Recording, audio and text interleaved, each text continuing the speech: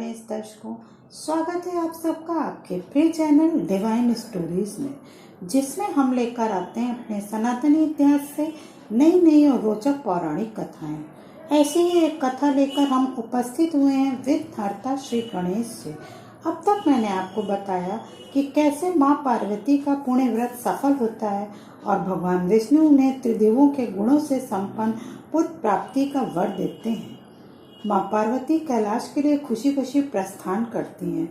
उधर भगवान भोलेनाथ भी माँ के स्वागत की तैयारियां करते हैं, किंतु गजासुर के तप के बढ़ते प्रभाव के कारण उन्हें गजासुर के पास जाना पड़ता है और गजासुर को दिए गए वरदान के स्वरूप महादेव को उसके उदर में स्थित होना पड़ता है। अब आगे महादेव को अपने उदर में स्थापित कर गजासुर अत्यंत प्रसन्न होता है और अहंकार पूर्वक कहता है कि अब मैं सर्वशक्तिमान गजासुर बन गया हूँ, मैं अमर हो गया हूँ।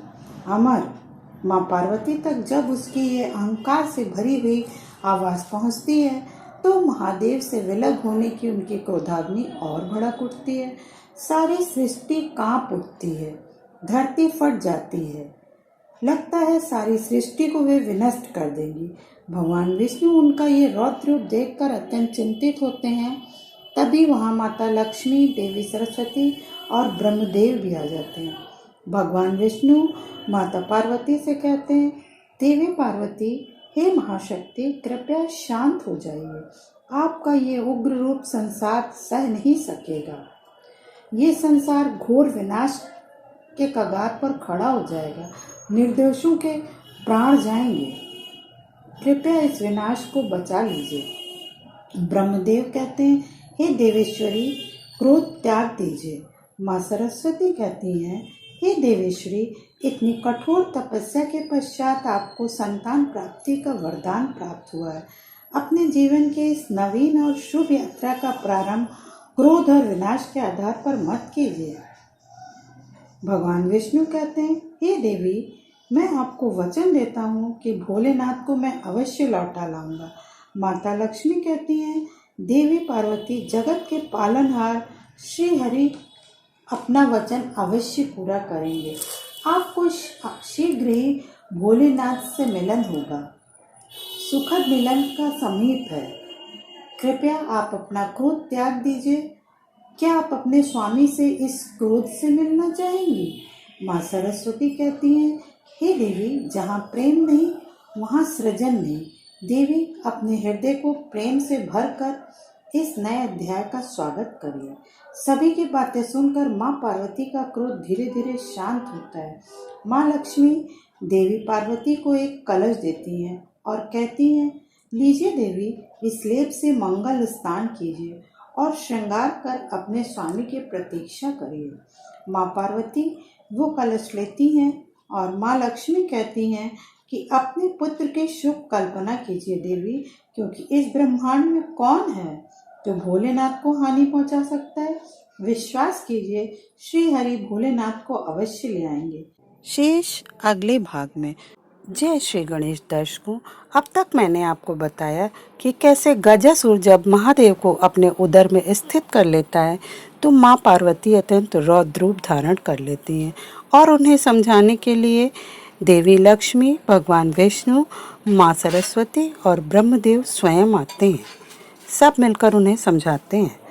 तब जाकर कहीं धीरे धीरे माँ पार्वती का क्रोध शांत होता है। माँ लक्ष्मी उन्हें एक कलश देती हैं और कहती हैं कि आप इस मंगल लेप से स्नान कीजिए और अपने पुत्र के शुभ कल्पना कीजिए, क्योंकि ब्रह्मांड में ऐसा कोई नहीं है जो भोलेनाथ को हानि पहुंचा सकता है।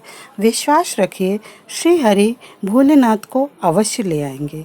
माँ पार्वती उस मंगल लेप से स्नान करती हैं और सरोवर के पुष्पों में उन्हें अपनी कल्पना से एक बालक का चेहरा दिखाई देता है। तब माँ पार्वती को भगवान भोलेनाथ का वरदान याद आता है और कार्तिकेय के एक भाई की प्राप्ति की इच्छा भी याद आती है और वो अपनी कल्पना से एक सुंदर शिशु आकृति की रचना करने लगती हैं।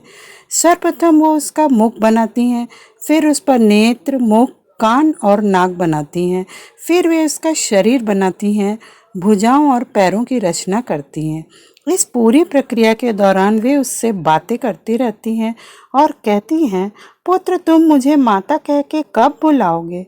फिर उन्हें भगवान विष्णु से मांगे गए अपने वरदान का स्मरण होता है और वे कहती हैं, पुत्र मैं अधीरता से तुम्हारी प्रतीक्षा कर रही हूँ, कब आओगे तुम।